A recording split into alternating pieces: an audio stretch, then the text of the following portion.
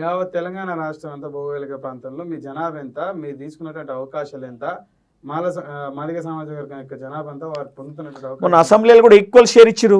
ఉమ్, మొన్న అసెంబ్లీలో కూడా ఈక్వల్ షేర్ ఇచ్చిరు. ఎవరికి? మాలా మాదిగకు. ఉమ్, అట్లా ఏం లేదు. పార్టీ కొన్నిసార్లు అవసరాల దృష్ట్యా కొన్ని నిర్ణయాలు తీసుకున్నప్పుడు మేము కట్టుబడి ఉండాలి తప్ప ఉమ్, ఎస్ ఒకవేళ ఏదైనా నిర్మాణాత్మకమైన సూచనలు కృష్ణమాదిగ కాంగ్రెస్ పార్టీ ప్రభుత్వం చేస్తే డెఫినెట్ స్వీకరిస్తాం. ఉమ్. కానీ ఒక పార్టీకి అనుకూలంగా మరో పార్టీకి ఎస్సీ వ్యతిరేకంగా రిజర్వ్డ్ కాన్స్టిట్యూన్సీలు మొత్తం తెలంగాణలో ఎన్ని ఉన్నాయి? 19 ఉన్నాయి. 19 ఉన్నాయి. 19లో మాలలు తీసుకున్నటువంటి అంటే స్థానాలని ఈక్వల్ షేర్ వచ్చింది కదా, ఇంచుమించు ఒకటి అటు ఇటుగా. కానీ ఉమ్, అన్ని చోట్ల అందుకని మా దగ్గర 2 ఇచ్చారు. మా దగ్గర ఏదైతే సమానం చేయడం కోసం ఒక దగ్గర ఎక్కువ ఒక దగ్గర తక్కువ చేసి ఇచ్చేసారు. సరే, దాదాపుగా ఒక్కొక్కసారి ఒకరికి ఎక్కువ అవకాశం రావచ్చు, ఒకరికి తక్కువ రావచ్చు. ఇప్పుడు నేనున్నా 40 చేస్తున్నా, నాకు అవకాశం రావట్లేదు. మరి నా సీటు మాదిగలు ఎత్తుకపోతున్నా, నేను బాధపడుతున్నా. ధైర్యంగా ఉన్నా. ఆయలెట్టుని ఇవాళ కూడా అట్నే ఉన్నా. నాకు ఆ ఫీలింగ్ లేదు మాదిగలు చేపెట్టి నాకు రావట్లేదనే మాట వరుసకు కూడా పక్కనంతా కూడా అన్నాను. అంత నిబద్ధత కలిగిన వాళ్ళు కూడా మాల సోదరులు ఉన్నారు. రాజకీయ లబ్ధి కోసమే ఇటువంటివి అన్నీ అంటారు అయితే. కృష్ణమాదిగ గారు చాలా బలవంతుడు, ఉమ్. కానీ బీజేపీకి ఓటేయడంలో ఇప్పుడే బలహీనుడు అన్నారు, బలవంతుడు కాదు తన కాదు. ఇప్పుడు కూడా చెప్తున్నాగా, ఉమ్, బీజేపీకి ఓటేయని చెప్పడంలో బలహీనమైపోయాడు. ఉమ్, ఎందుకంటే నువ్వు పోరాటాలు, నేను ఇంతకుముందు చెప్పిన కానిశ్రామ్ పోరాటం, అంబేద్కర్ పోరాటం చెప్పాను. వాళ్ళ ఒక పార్టీ పంచన జరలే. ఉమ్, వాళ్ళు గట్టిగా నిలబడి ప్రజల్ని ఏకం చేయడం కోసం 30 ఏళ్ళు పట్టింది కానిశ్రామ్కు. ₹1 ఇవ్వండి, ఒక నోటు ఇవ్వండి, ఓటు ఇవ్వండి అని తిరిగిండు. సైకిల్ మీద తిరిగిండు. కృష్ణమాది కూడా కష్టపడ్డాడు. ఏబీసీ ఉద్యమంలో కృష్ణమాది కష్టపడలే అనట్లేను, కానీ ట్రాక్ వేరుంది. కానిశ్రామ్కి అంబేద్కర్ ట్రాక్, కృష్ణమాది గారి ట్రాక్ తేడా ఉంది. అక్కడ ఇంకోటి చెప్పనా, అది రాజ్యాంగంలో ఉండబడిన ఆర్టికల్స్ ప్రకారంగా అది ఏబిసిడి ఉద్యమం ఆగిపోయింది తప్ప వాస్తవికంగా ఇది కాదు. డెఫినెట్గా కాంగ్రెస్ పార్టీ కట్టుబడి ఉంది దాని మీద కృష్ణమాదిగా ఆందోళన చెందాల్సిన అవసరం లేదు. ఇంకో పార్టీకి ఓటేయాలని చెప్పాల్సిన అవసరం లేదు. గ్యాంబ్లర్లు, పెద్ద ఎత్తున స్మగ్లర్లు, తర్వాత భూ కబ్జా కోర్లు, ఇంకా ఇంకా చాలా చాలా సంఘ విగ్రోధ శక్తులు, రాజ్యాంగ వ్యతిరేక శక్తులంతా కూడా అధికార పార్టీల వైపు, ఒక జాతీయ పార్టీ వైపు, ఒక అంటే నేషనల్లో ఉన్న అధికారంలో ఉన్న ఒక పార్టీ వైపు, రాష్ట్రంలో అధికారంలో ఉన్న మరో జాతీయ పార్టీ వైపు వెళ్తూ ఉన్నారు. నేను మాత్రం పునర్నిర్మాణంలో భాగంగా తెలంగాణ సాధనకు దోహదపడినటువంటి బీఆర్ఎస్లో జాయిన్ అవుతా ఉన్నా. నన్ను విమర్శిస్తూ ఉన్నారు ఈ బ్రోకర్ గాళ్ళు -XYZ, మేధావి ముసుగులో కొందరు, అధికార పార్టీ నుంచి కొందరు, మరో ప్రతిపక్ష పార్టీ నుంచి కొందరు అని చెప్పేసినటువంటి ఆర్ఎస్ ప్రవీణ్ కుమార్ గారి విమర్శకు మీరు ఇచ్చే సమాధానం.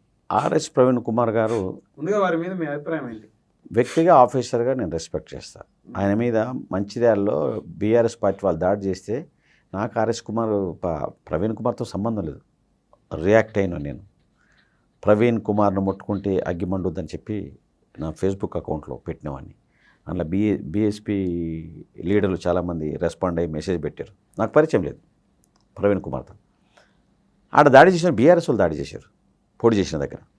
నేనేమంటున్నా అంటే ఆర్ఎస్ ప్రవీణ్ కుమార్ గారు బీఎస్పీ పార్టీలో మన బీఆర్ఎస్లో చేరకముందు బీఎస్పీలో ఉండి ఏం మాట్లాడిండనే విషయాన్ని ఒకసారి మీ దగ్గర కానీ వీడియోలు ఉంటే మనం చూడొచ్చు.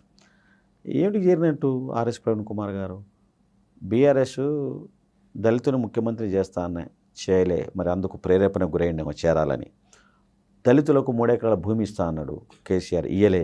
మరి దానికి బాగా ప్రేరేపణ గురి చేసింది కేసీఆర్ ప్రభుత్వం దళితుల కోసం త్యాగం చేసిందని ప్రశ్నించే వారందరి మీద కూడా పోలీసులు కూర్చోబెట్టి దాడి చేశారు గ్రామాల్లో, ప్రజానీకం మీద, ముఖ్యంగా ఎస్ఎస్ మీద. మరి అందుకోసం చేరిండేమో. సరే, ఆయన కూడా ఆర్ఎస్ ప్రవీణ్ కుమార్కు ఐపీఎస్గా చాలా రెస్పెక్ట్ ఉంది.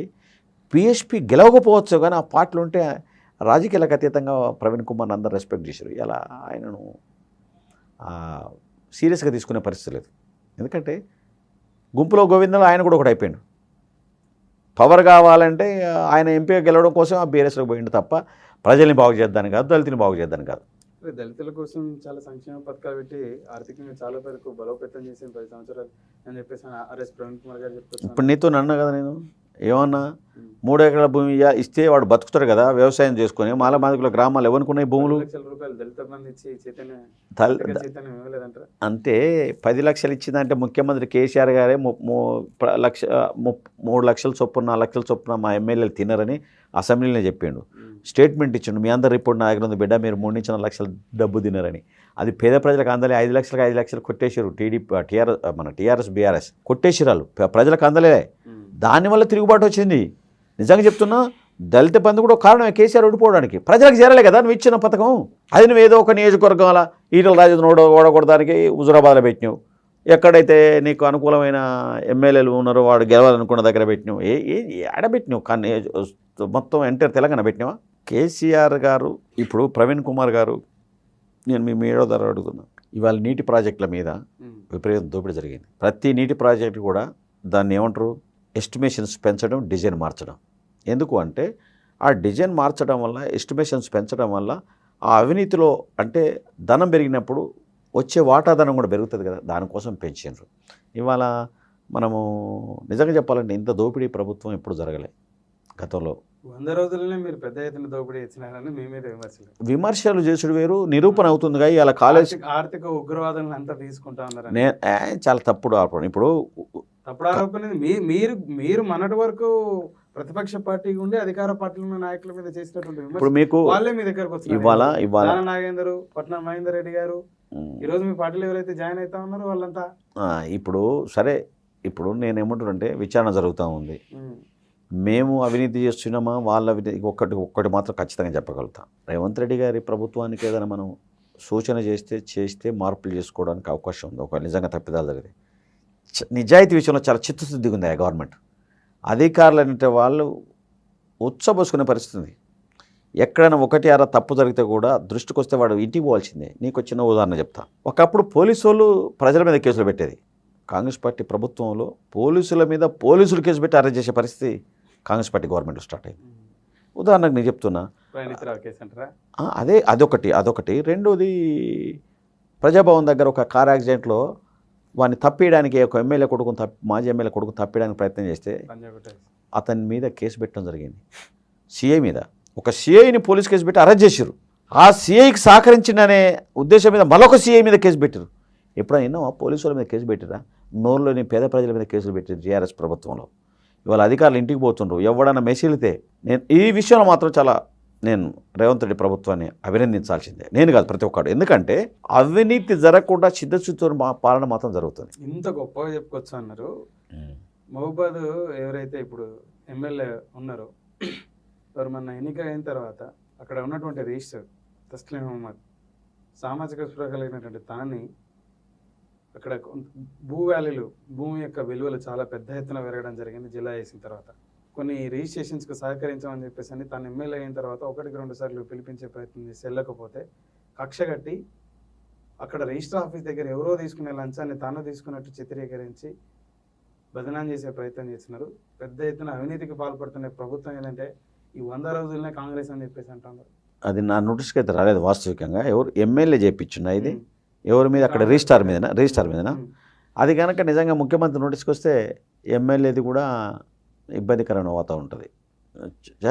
ఈ విషయంలో బాయ్ సాబ్ నేను Murali Naik I think MLA అక్కడ ఉంటే అది ముఖ్యమంత్రి గారు నోటీస్కి వస్తే మాత్రం సహించడండి.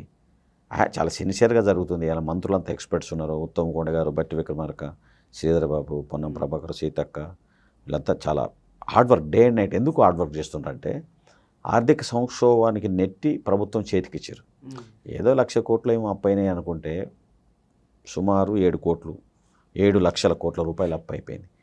అప్పుడు ప్రభుత్వానికి వ్యతిరేకంగా నిద్ర రాత్రులు గడిపిన రేవంత్ రెడ్డి ప్రభుత్వాన్ని కాంగ్రెస్ పార్టీ తీసుకురావడం, ఇలా ప్రభుత్వం వచ్చినాక ప్రగతి పనులు నడపడానికి ధన సమీకరణలో కూడా అంటే ఆ అప్పులను ఇవాళ కాళేశ్వరం ప్రాజెక్టు మీద జరిగిన పెట్టుబడికి వడ్డీ 50 కోట్లు కట్టాల్సి వస్తుంది.